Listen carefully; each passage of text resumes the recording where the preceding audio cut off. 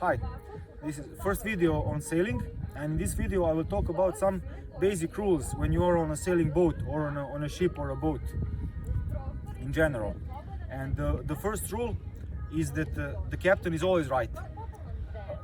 To put it plainly and simply, until you are on land off the ship, you do what the captain tells you to do, and how he tells or she tells you to do it. That is important.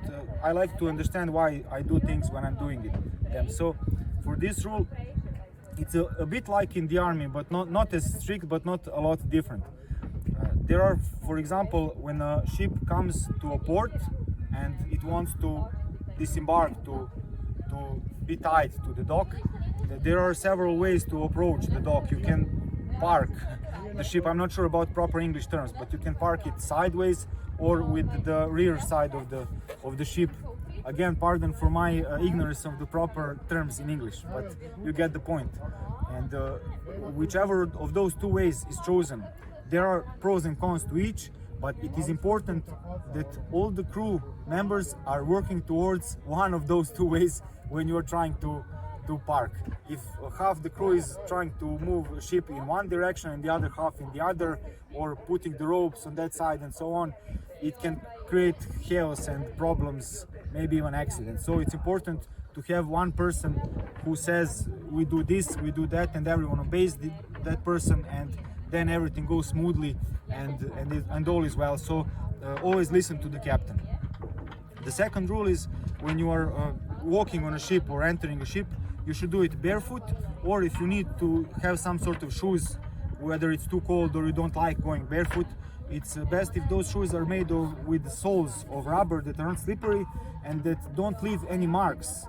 Black ordinary rubber soles leave black marks that are very difficult to rub off a ship, and it looks very ugly in a very short time. So it's some, I'm not sure about the English term, some sort of cooked rubber that is best for soles for sailing, and there are special kinds of rubber for sailing shoes and footwear, and that's the second rule.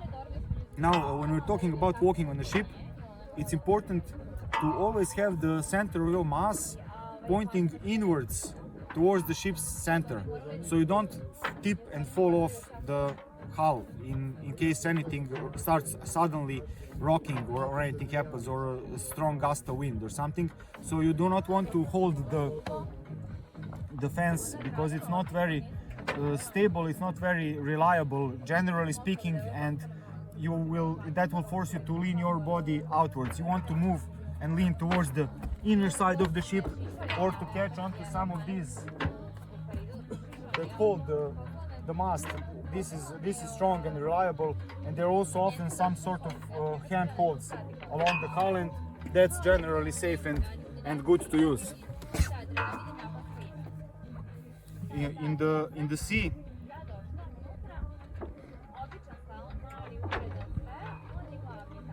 the sea, when a day is like this, people who first experience sailing on a very calm sea like we have here today often get sort of, how can I say it,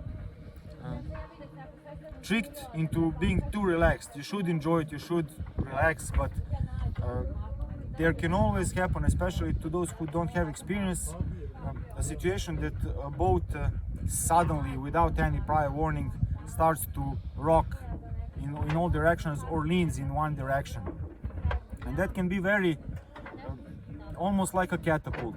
So pay attention, make sure to watch your surroundings and grab onto things, and don't leave any bags or things that you would not like to see fall into the sea on the hull, where they can fall off. Put it inside the cabin or on the floor of the ship, but never put it near the sides or on tops like this.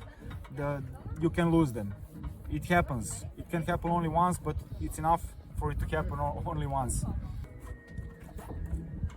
Another thing about moving on the ship, when you have hatches, many ships do, never put your foot onto the hatch, even when it is closed, because you can damage it. It's not always very strong, and also it creates a bad habit, so you, without thinking, might and it happens, put your foot inside when it has been opened by someone else or by you previously. So always avoid the hatches like the plague. That's as if they're always closed. Treat them as if they are always open and never step on them.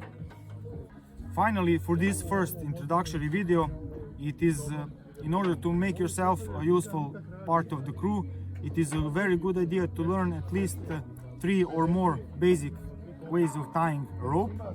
And it's good if you are good at cooking. That always helps.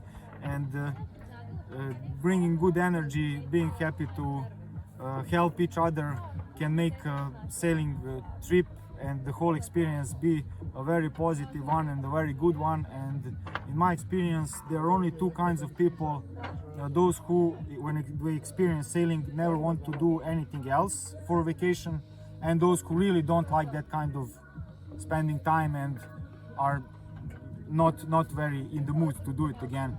So it's a very enriching and good experience that I would recommend for everyone to try at least once and see if they like it. That's it. Thank you for watching and cheers.